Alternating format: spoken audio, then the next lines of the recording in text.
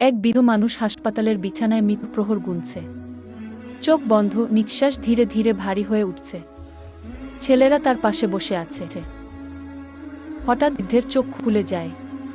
ভয় আর আতঙ্কে কাঁপছেন। বৃদ্ধ জোরে জোরে বলে উঠেন, আগুন, আগুন! সব দিক থেকে আগুন জ্বলছে। কেউ কাউকে দেখছে না। মায়েরা সন্তান ফেলে দিচ্ছে। সবাই চিৎকার করছে। কেউ বলছে, ইয়া আল্লাহ, একবার ফিরিয়ে দাও। কিন্তু কেউ শোনে না। ছেলে আতঙ্কে, বাবা, আপনি দুঃস্বপ্ন দেখছেন, প্লিজ শান্ত হন। বৃদ্ধ কাঁপতে কাঁপতে, চোখে পানি।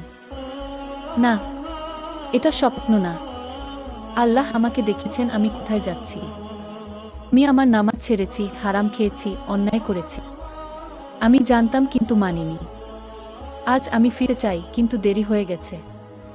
তোমরা ফিরো, এখনো সময় আছে তোমাদের। তারপরই বৃদ্ধ নিঃশ্বাস ত্যাগ করেন। ঘরে নেমে আসে নিস্তব্ধতা। বন্ধু, জাহান্নাম কোনো গল্প নয়, এটি সত্য। তওবা করো, যতক্ষণ দেরি হয়নি। আজই আল্লাহর দিকে ফিরে এসো।